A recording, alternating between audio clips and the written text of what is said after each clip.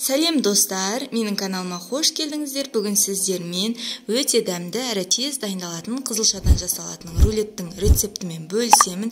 Ең бірінші осы видеоға лайк басып, каналға тіркеліп қойыңыздар. Бізге ең алдымен осындай асылған 2 орташа қызылша керек. Қызылшаны үккіштің орташа көзінен өткізіп аламыз. Өте дәмді болады достар, жасап көруге кеңес беремін. Одан кейін қызылшамызға тек қана жұмыртқаның сарысын қосамыз. Мен 3 сарысын қостым, ағын бөлек алып қоямыз, қазір бізге керек болады. Жақсылап араластырып аламыз да, осы қоспамызға 40 грамм жүгері крахмалын қосатын боламыз. Достар, міндетті түрде жүгері крахмалын қолдануға кеңес беремін.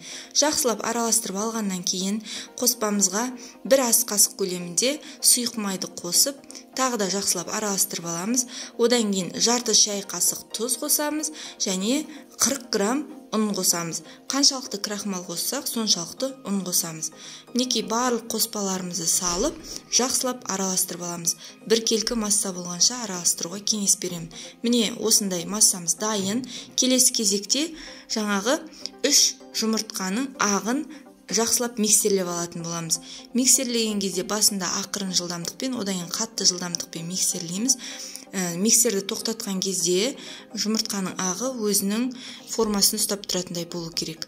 Мінекей, осындай болу керек. Енді қоспамызға 2 бөліп саламыз. Міне мен 1 бөлігін салдым. Жақсылап араластырамыз. Астынан үстіне қарай осындай массамен араластырамыз. Одан кейін тағы да 2-ші бөлігін салып, тағы да араластырып алатын боламыз.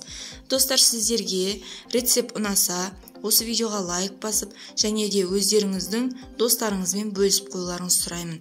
Ол үшін төмендегі поделиться деген белгіні басуларыңызға болады. Достар, мінекей дайын болды массамыз. Противенге пергамент қағазды төсеп, егер пергамент қағаз жоқ болса, май жағып, жақсылап бір тегіс етіп, шет-шетіне бірдей етіп орналастырамыз. Мінекей дайын болды, осылай орналастырып аламыз. 15-20 минутта пісіріп алатын боламыз, бірақ арасында ашып қарап қоюларыңызға болады. Өйткені әркімнің пеші әртүрлі. Мінекей біркелкі етіп жайып алдық. Енді бірден осыны пешке салып пісіріп алатын боламыз. Оған дейін біз арасына салатын салмасын әзірлейтін боламыз. Мен творожный сыр мен укропты қолдандым.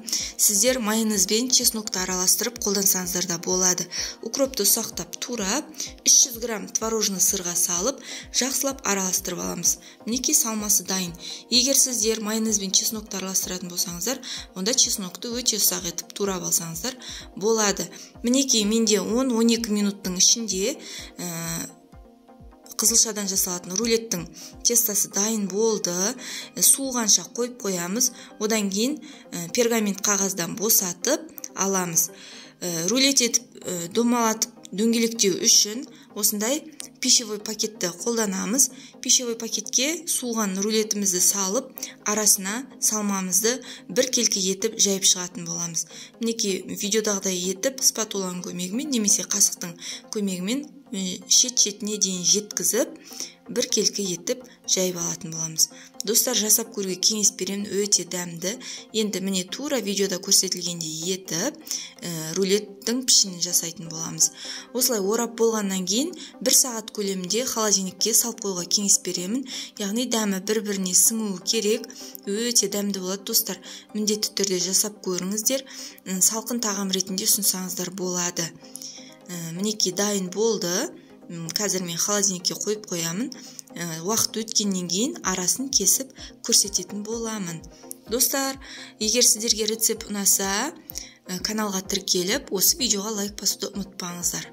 Мінекей 1 сағат өтті.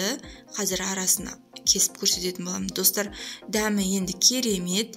Міндетті түрде сіздерде жасап көріңіздер, достарыңызбен бөлісіңіздер. Творожный сыр жоқ болса, майонезді де қолдана беруге болады. Мінекей арасы осындай болып шықты. Енді дәмі керемет. Каналға тіркеліп, қоңыраушаны басуды ұмытпаңыздар. Келесіде менен қандай рецепт күтесіздер? Комментарий бөліміне жазыңыздар.